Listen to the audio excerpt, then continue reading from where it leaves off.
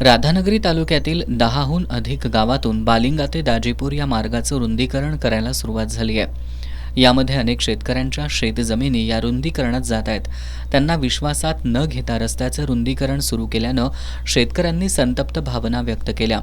त्यामुळे सध्या सुरू असलेलं रुंदीकरणाचं काम तात्काळ बंद करा, आम्हाला नुकसान भरपाई दिल्याशिवाय काम सुरू करू नका असा इशारा शेतकऱ्यांनी सार्वजनिक बांधकाम विभागाला दिलाय। शेतकऱ्यांना विश्वासात न घेता रस्ता रुंदीकरण केलं तर 26 जानेवारीला सामुदायिक आत्मदहन करण्याचा इशारा शेतकऱ्यांनी दिलाय।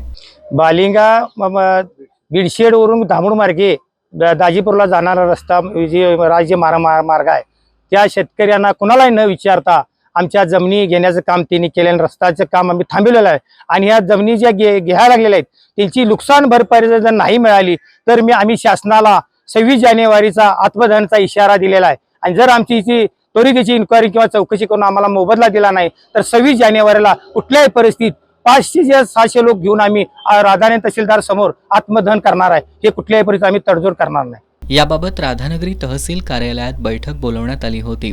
या बैठकीत शेतकऱ्यांनी आम्हाला नुकसान भरपाई दिल्याशिवाय रस्त्याचं काम सुरू करू देणार नाही असा पवित्रा घेतला। तर तहसीलदार अनिता देशमुख यांनी यातून सकारात्मक निर्णय घेऊया, काम बंद पाडू नका, विकास कामात अडथळा आला तर तालुक्याचा विकास थांबणार असं सांगितलं।